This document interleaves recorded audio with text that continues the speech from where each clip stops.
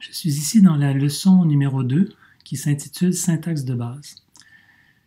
Donc, dans cette leçon, nous allons nous intéresser surtout à la définition de variables et d'expressions en Python. Dans un programme, on procède habituellement de façon hiérarchique et c'est comme ça en Python comme dans d'autres langages. En Python, on parle d'abord de modules. À l'intérieur des modules, on va mettre des groupes d'énoncés, des blocs d'énoncés. À l'intérieur des énoncés, il peut apparaître des expressions. Et lorsqu'on articule des expressions dans un programme, en fait, c'est pour créer ou manipuler des données. Et donc, c'est le point de départ de notre syntaxe de base. On va s'intéresser à la création de variables. Dans un programme, on va référer à nos données, les données que notre programme doit manipuler. On va référer à ces données-là à travers des noms de variables. Un énoncé valide peut par exemple affecter une valeur constante. Ici, on a la valeur 3.1416 qui est une approximation de pi. Et donc, on peut associer, on peut affecter cette valeur-là à une variable dans notre programme. Et cette variable-là, je l'appelle pi, tout simplement. Je pourrais l'appeler de toutes sortes de façons, mais je l'appelle pi. Alors, si j'exécute cet énoncé Python, l'énoncé a été exécuté, il n'y a rien qui s'est passé, mais en fait, oui, il y a quelque chose qui s'est passé. En mémoire, Python a enregistré que la variable pi était associée à la constante 3.1416. Alors, si je veux en avoir le cœur net, une chose que je peux faire, c'est que je peux demander à Python d'afficher la valeur de pi. Donc, j'utilise la fonction print qui a été introduite à la leçon précédente. Je peux dire print pi. Et là, je fais exécuter ces énoncés-là. Et Python, maintenant, va m'afficher la valeur de la variable pi, soit la valeur 3.1416. Alors, ça, on appelle ça faire des affectations. Un nom de variable égale, ce qui est à la droite du égal, on appelle ça une expression. Donc, dans le cas présent, notre expression est une expression constante. C'est une valeur particulière, 3.1416.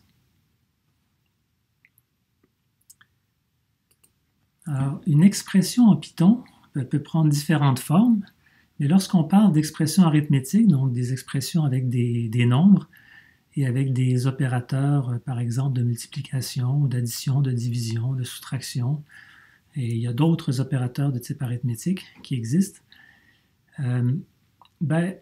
si on dit à Python, lorsqu'on donne une expression à Python, qu'est-ce que Python fait avec cette expression? Il la calcule. Donc ici, si je lui dis 2 fois 3.1416 fois 5 et que j'exécute ça, Python va calculer la valeur de cette expression-là. Et comme je ne lui ai pas dit de faire quoi que ce soit avec cette expression-là, par défaut, dans les notebooks Jupyter, le résultat de l'expression va être affiché ici comme une sortie. Donc, j'aurais pu aussi écrire print en englobant cette expression-là dans une paire de parenthèses. Et à ce moment-là, le programme aurait produit la sortie 31.416. Donc, effectivement, c'est 3.1416 fois 2 fois 5, donc c'est comme fois 10, ça fait 31.416. Et là, c'est comme sur les résultats de la fonction print, il n'y a pas de out, parce que le out, c'est par défaut lorsqu'on ne lui dit pas quoi faire avec la valeur d'une expression. Dans cet exemple-ci, je lui ai dit quoi faire. Je lui ai dit de calculer cette expression-là, et le résultat de l'expression, je lui ai dit de l'afficher. Donc, c'est ce qu'il a fait ici. Alors, dans un programme, on crée des variables et on calcule des expressions. C'est quelque chose qu'on fait souvent. Et donc, on peut faire les deux en même temps. Donc, on peut affecter le résultat d'une expression à une variable, tout simplement en mettant le signe égal entre les deux. Et là, Python va calculer la valeur de cette expression-là et le résultat de l'expression va être affecté à la variable périmètre. Et ensuite, si je dis à Python si je lui dis maintenant, donc sur une ligne donnée, je lui dis de faire ça. Sur la ligne suivante, je lui dis de calculer l'expression qui correspond à la valeur de la variable périmètre. Si je fais exécuter ça, ben, il va simplement afficher la valeur de périmètre qui est 31.416. Ici, j'aurais pu lui dire de façon tout à fait équivalente, j'aurais pu lui dire print périmètre. Et là, qu'est-ce que Python aurait fait? Ben, Python aurait commencé par évaluer cette expression-là, parce que quand je mets un nom de variable, ben, Python va remplacer cette variable-là dans une expression. Quand je mets un nom de variable dans une expression, Python va remplacer le nom de variable par la valeur de cette expression. Donc la valeur, je l'ai calculée sur la ligne précédente ici. La valeur de périmètre, c'est le résultat de cette expression-là. Maintenant, je donne à la fonction print une nouvelle expression qui est la valeur de la variable périmètre. Et si je fais exécuter ça, ben, Python va m'afficher cette valeur-là en question. Donc, on a vu jusqu'à présent qu'on peut faire une expression avec une seule constante. On peut faire des expressions en multipliant plusieurs constantes entre elles. Et puis, une fois que j'ai défini ma variable pi ici, ben, Python, il s'en rappelle. Il s'en rappelle tant que je ne change pas cette valeur-là, il va s'en rappeler. Donc, dans une expression, ce qui est à la droite de l'opérateur d'affectation qui est le égal, ça c'est une expression, j'ai le droit de mettre des constantes, des opérateurs, et j'ai également le droit de mettre des variables. Donc ici, je peux mettre la variable pi que j'ai créée précédemment. Et je vous rappelle, la variable pi vaut 3.1416. Et donc, maintenant, si j'exécute ces deux énoncés-là, ben, ça me donne encore le résultat 31.416 qui est normal. Donc, le périmètre d'un cercle de diamètre 5, c'est 2pi fois le périmètre d'un cercle de rayon 5, oui, c'est 2 fois pi fois la valeur du rayon. Et donc, c'est le périmètre de ce cercle-là ici que j'ai calculé. Alors, dans la même logique, je peux poursuivre et puis me créer une autre variable, une nouvelle variable, r égale 5, par exemple, si je m'intéresse à un cercle de rayon 5. La variable, je l'ai appelée r ici, j'aurais pu l'appeler de façon équivalente rayon, j'aurais pu l'appeler toto, j'aurais pu l'appeler n'importe quoi, ça n'a pas d'importance, mais j'ai choisi de l'appeler r ici. Donc, à partir du moment où est-ce que j'affecte la valeur 5 à la variable r, bien, je vais pouvoir utiliser cette variable r-là dans une expression quelconque. Donc, je peux remplacer la constante 5 que j'avais mis ici dans mon expression, dans cette cellule-là, ici, je peux remplacer ce 5-là maintenant par la valeur de ma variable. Et je peux recalculer ma variable périmètre en fonction de cette nouvelle expression et ça va me donner la même réponse qu'auparavant, c'est normal parce que je n'ai rien changé. Sauf qu'à partir de là, maintenant, je peux décider de changer mon rayon. Donc maintenant, si je m'intéresse à un cercle de rayon 4 au lieu d'un rayon 5, ben, je peux recalculer mon périmètre sans changer cette expression-là, cette fois-ci, en utilisant la même expression, parce que là, le calcul va se faire en fonction de la valeur de pi et en fonction de la valeur de r. Et donc maintenant, si je calcule le périmètre d'un cercle de rayon 4, ça me donne 25,1328. Alors, maintenant, peut-être que je peux m'intéresser à la surface d'un cercle. Donc, je pourrais demander à Python de m'afficher la valeur de la variable surface. Alors, si je fais ça maintenant, là, Python m'affiche un message d'erreur. Pourquoi? Parce que cette variable surface n'existe pas. Je ne l'ai pas définie. Je ne lui ai pas affecté de valeur à cette variable-là. Donc, si je lui demande d'évaluer l'expression qui correspond à la valeur de la variable surface, bien, lui me répond « Erreur de nom ». Le nom surface n'a pas été défini. Is not defined. OK? Donc, ce que j'aurais pu faire à la place, je sais que la surface d'un cercle, c'est pi r carré. J'aurais pu écrire surface est égal à pi fois r, donc r au carré. Et cette fois-ci, si j'exécute ça, bon, il aurait fallu que je fasse un print ici de ma variable surface pour voir le résultat. La surface de mon cercle de rayon 4, c'est 50,2656. Alors voilà, en Python, je peux facilement définir des variables et je peux affecter des valeurs à ces variables-là en suivant le nom de la variable par un symbole égal. Et donc à la gauche du égal, je dois mettre un nom de variable et à la droite du égal, je dois mettre une expression. Cette expression-là, ça peut être n'importe quoi, ça peut être une constante, ça peut être une constante fois une autre constante, ou ça peut être une constante fois une variable fois une constante, ça peut être deux variables qui sont multipliées entre elles, qui sont additionnées entre elles, qui sont soustraites entre elles, etc. Ça peut être toutes sortes de choses. Et une fois que j'ai défini des variables, ou que j'ai défini des expressions, bien, ces expressions-là, je peux les passer à la fonction print, entre parenthèses, et puis print va évaluer la valeur de l'expression. Donc ici, l'expression surface, bien, surface étant un nom de variable, sa valeur, c'est la valeur qui est associée à cette variable-là. Donc c'est l'expression ici qu'on a affectée à la variable surface. Print va être capable de m'afficher ça. Donc voilà. Dans un programme, on écrit des énoncés qu'on veut faire exécuter par l'ordinateur, mais parfois aussi on veut mettre des commentaires. Donc des commentaires, ce sont des lignes, mais qui ne s'adressent pas à l'ordinateur, qui s'adressent plutôt à l'humain qui est en train de lire le programme. Donc en Python, dans tous les langages de programmation, il y a moyen de définir des commentaires. Donc des commentaires, ce sont des énoncés qui ne seront jamais exécutés, ce sont des énoncés qui sont là exclusivement pour l'être humain. Et en Python, pour définir un commentaire, il suffit de commencer une ligne par un dièse, par le caractère dièse. Et tout ce qui suit le caractère dièse, donc tout ça ici, c'est un commentaire qui va être ignoré par l'interpréteur Python. Donc si mon commentaire est très long, je peux le mettre sur deux lignes, donc je mettrai un dièse devant chacune des deux lignes. Je peux également mettre un énoncé d'affectation, créer la variable surface, et je peux mettre sur la même ligne ici un dièse. Donc le dièse n'est pas obligé d'être au début de la ligne, je peux le mettre n'importe où. Mais à partir du moment où je mets un dièse dans un énoncé Python, tout ce qui est à la droite de ce dièse-là jusqu'à la fin de la ligne sera considéré comme un commentaire, donc ça sera ignoré par l'interpréteur Python.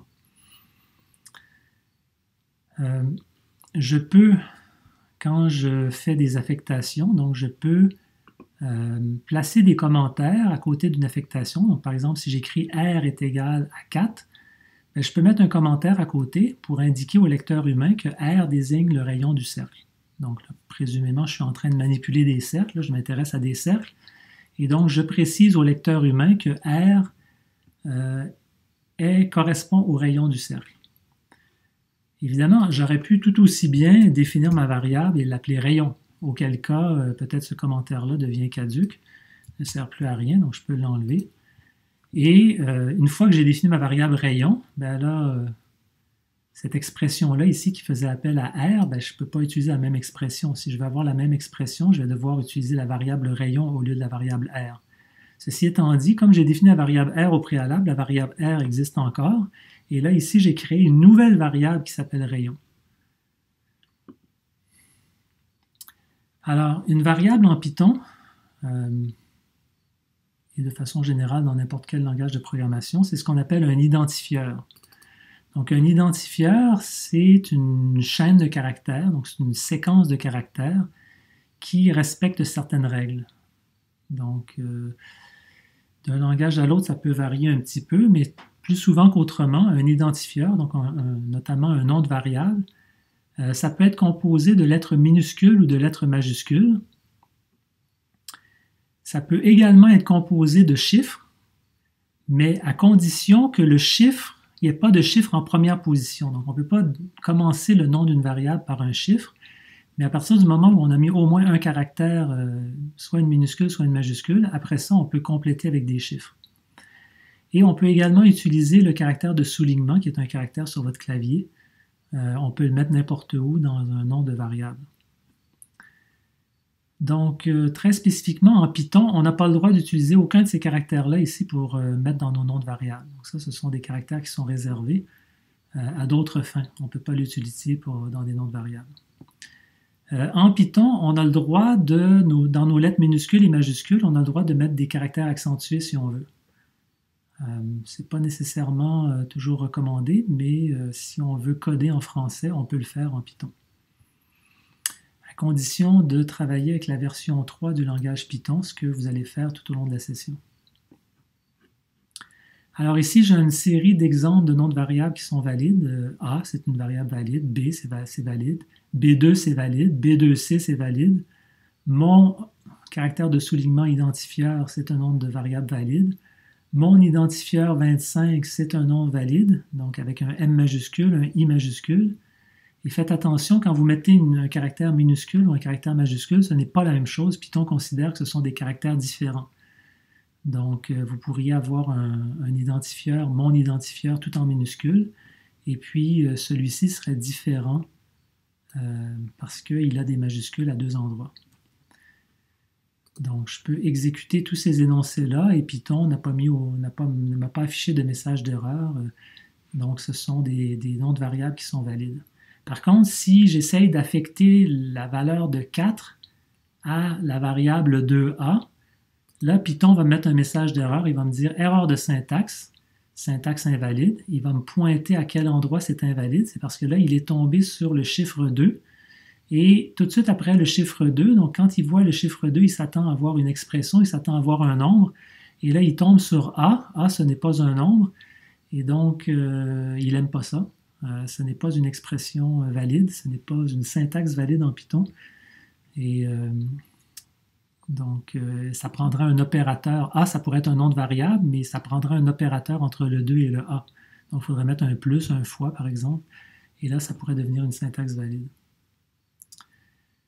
En Python, vous avez le droit de nommer vos identifieurs comme vous voulez, mais il y a des mots qui sont réservés pour le langage. Donc, tous les mots qui sont énumérés ici, ce sont des mots que vous ne pouvez pas utiliser pour définir vos propres variables parce que ce sont des mots-clés qui font partie des énoncés du langage.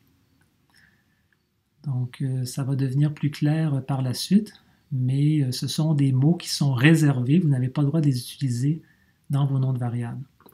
Tous les mots réservés en Python sont exclusivement constitués de minuscules, à quelques exceptions près. En fait, il y a 3 exceptions. Il y a le mot false, qui désigne le faux, qui commence par une majuscule. Il y a le true, qui commence par une majuscule également, un T majuscule. Donc le true, ça veut dire c'est la vérité, c'est le vrai, c'est la valeur vraie, la valeur fausse. Et il y a aussi l'identifieur none qui commence par une majuscule. Donc ça, c'est un identifieur qui représente rien. Ça représente le rien. Conceptuellement, c'est un objet qui représente le néant. False, c'est un objet qui représente quelque chose de faux. True, c'est un objet qui représente la valeur vraie. Tous les autres mots réservés sont constitués exclusivement de minuscules. Donc, par exemple, si vous essayez d'affecter la valeur 2 à une variable qui s'appellerait false, Python va vous dire « can't assign to keyword ». Donc, il vous dit que vous ne pouvez pas faire une affectation, vous ne pouvez pas affecter la valeur de cette expression-là à cette variable-là, parce que cette variable-là est un keyword, donc c'est un mot-clé réservé pour le langage Python. Donc, je vous l'ai déjà dit, la syntaxe d'une affectation, c'est un identifieur à gauche de l'opérateur égal, l'opérateur d'affectation, et à la droite du égal, ça prend une expression. Donc, une expression, ça peut être une constante seule, ça peut être une variable seule, ça peut être n'importe quelle expression valide suivi d'un opérateur, suivi d'une autre expression. Donc, par exemple, si j'écris 2 étoiles, étoile, ça symbolise la multiplication en Python, comme dans la plupart des langages de programmation d'ailleurs. Donc, si j'écris 2 étoiles pi, ça veut dire que j'écris 2 fois la valeur de la variable pi. Donc, 2 est une expression valide, pi est une expression valide, étoile est un opérateur valide, donc je peux écrire une expression valide suivie d'un opérateur valide suivi d'une expression valide. Le résultat est une expression valide. Et une expression peut être valide également si elle est entourée de parenthèses. Donc, je peux écrire parenthèse qui ouvre, 2 fois pi, parenthèse qui ferme. Ça aussi, c'est une expression valide. Donc, avec ces 4 règles simples, je peux construire des expressions de complexité arbitraire. Donc, par exemple, je pourrais affecter à la variable var le résultat de l'expression 2 fois pi divisé par pi moins 1, en mettant des parenthèses aux bons endroits pour s'assurer que je fais d'abord la multiplication, ensuite je fais la soustraction, puis ensuite je vais faire la division. Donc la barre oblique, c'est le symbole de la division, donc rien de surprenant. Le trait d'union, c'est le symbole de la soustraction dans les expressions. Rien de surprenant là aussi. Et c'est comme ça dans à peu près tous les langages de programmation. Alors les opérateurs arithmétiques qui existent en Python, il y en a plusieurs. Les principaux sont plus pour l'addition, moins pour la soustraction, étoile pour la multiplication, barre oblique pour la division régulière, 2 barres obliques pour ce qu'on appelle la division entière. Donc une division régulière, c'est une division qui donne un nombre avec potentiellement des décimales, alors que la division entière, c'est une division qui donne toujours un nombre entier comme résultat. L'opérateur pourcentage, c'est le reste de la division entière. Donc, quand on fait une division entière, on obtient un résultat entier et généralement, il y a des unités qui restent, là, qui sont résiduelles. Et donc, si on s'intéresse à ces unités-là, il suffit d'utiliser l'opérateur pourcentage pour récupérer le reste de la division. Et il y a l'opérateur étoile-étoile qui est l'opérateur d'exponentiation. Donc, si je veux faire 2 à la puissance 1000, ben, j'écris 2 étoile étoile 1000. Si je veux faire 2 à la puissance 3, ben, j'écris 2 étoile étoile à la puissance 3. OK, donc par exemple, ici, je peux écrire 2 plus 2. Ça me donne combien? Ça me donne 4. Donc, rien de formidable là-dessus. 2 fois 2, ça va aussi me donner 4. 2 fois 22, ça va me donner 44. Je peux faire 2 divisé par 22. Ça ne me donne pas grand-chose, 0,9. Là, si je veux savoir, il y a combien de fois 22 dans 2. Donc, si je veux faire une division entière, je mets une deuxième barre oblique. Et là, Python va me donner 0 parce que 2 rentre 0 fois dans 22. Par contre, si je lui demande à Python le reste de la division de 2 par 22, bien là, Python va me dire « Ah, ça vaut 2 » parce qu'effectivement, si je divise 2 par 22, le résultat est 0, mais il y a un reste de 2. Il y a 2 unités qui restent.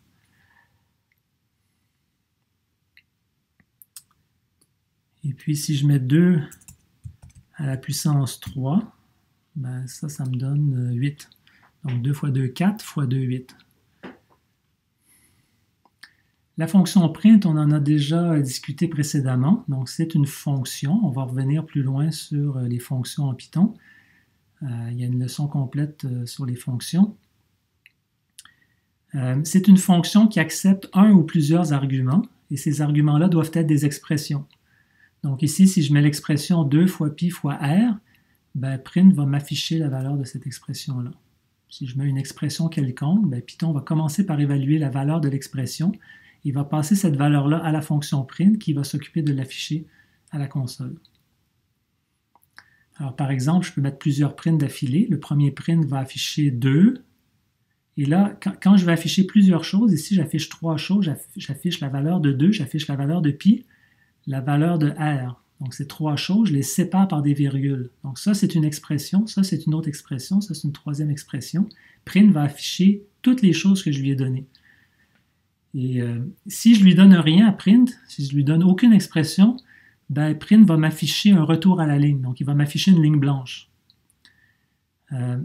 Ici, je lui donne voyez qu'il y a une virgule ici, je lui donne deux choses à afficher. La première chose, c'est une chaîne de caractères parce qu'elle est délimitée par des apostrophes. On va revenir plus loin sur les chaînes de caractères. Il y a une leçon complète sur les chaînes de caractères. Et ensuite, on lui donne une expression. Alors, si j'exécute tout ça, vous voyez que Python m'a affiché les trois valeurs ici. Il m'a affiché 2, la valeur de pi 3.1416 et la valeur de r qui était égale à 4. Et il m'a affiché périmètre est égal et puis la valeur de l'expression ici. Par défaut, entre les choses que print affiche, print va mettre un espace. Vous voyez qu'il y a un espace ici qui sépare la première valeur de la deuxième valeur, et la deuxième valeur est séparée de la troisième par un espace. De la même façon, j'ai dit d'afficher print espace égal, et là virgule, et là j'ai demandé d'afficher la valeur de 2πr, et donc vous voyez que la fonction print a automatiquement ajouté un espace entre ces deux arguments-là. On verra plus tard comment c'est possible d'enlever cet espace-là si on ne veut pas l'avoir, mais par défaut, print va mettre cet espace. Une autre fonction importante en Python, c'est la fonction input. La fonction input permet de faire un peu l'inverse de ce que print permet de faire. La fonction input permet de venir lire une valeur au clavier. Donc, si j'appelle la fonction input en lui donnant une chaîne de caractères, bien, la fonction input va m'afficher cette chaîne de caractères-là et va me demander de rentrer quelque chose au clavier, de terminer par la touche return. Et quand j'aurai pressé la touche return, ce que j'aurai rentré au clavier, ça va être transféré, ça va être affecté ici, ça va être retourné par la fonction input et ça va être affecté à la variable nom. Donc, quand je vais printer bonjour, le nom que j'aurai rentré au clavier avec un point d'exclamation, voici ce que ça va donner. Donc là, vous voyez, j'exécute ma cellule et là, input m'a affiché ce que j'ai dit ici, il me l'a affiché ici, et là, il me demande de rentrer une valeur. Donc là, entrez votre nom, donc je vais écrire Marc. Et quand je vais appuyer sur la touche Return, input va retourner ce que j'ai rentré, Marc, va affecter Marc, la chaîne de caractères Marc à la variable nom, et va afficher bonjour, la valeur de nom, avec un point d'exclamation, donc on va afficher tout ça. Bon, alors ça conclut cette deuxième leçon très simple, où est-ce qu'on a vu essentiellement les affectations qui permettent de créer des variables. Et on a vu aussi la notion d'expression. Les expressions, on va en construire des expressions beaucoup plus complexes dans des leçons subséquentes, mais on a vu des expressions arithmétiques qu'on peut construire avec des constantes, des variables et des opérateurs, notamment des opérateurs arithmétiques. Et puis, on ne l'a pas beaucoup utilisé, mais on peut regrouper les opérateurs et les opérandes avec des parenthèses. Et donc, on a le droit de tout faire ça. Et finalement, on s'est introduit à deux fonctions, la fonction print et la fonction input, que l'on peut appeler en leur passant des arguments. Donc, c'est une notion fondamentale, cette notion de fonction, et on va y revenir plus en détail plus tard. Donc voilà, ça conclut la leçon numéro 2. Merci de votre attention et à la prochaine.